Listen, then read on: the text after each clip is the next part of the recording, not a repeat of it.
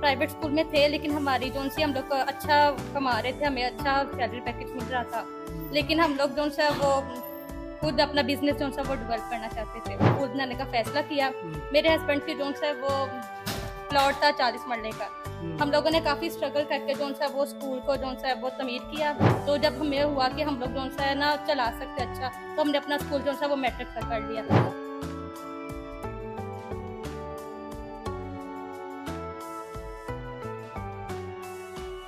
एक दिन ऐसा हुआ अचानक कि मेरे शोहर जो सा ना वो उनको हार्ट अटैक हुआ, तो उनका इंतकाल हो गया। शोहर को फौत हुए कितनी देर हो गई? 1 साल। 1 साल। औलाद वगैरह नहीं है?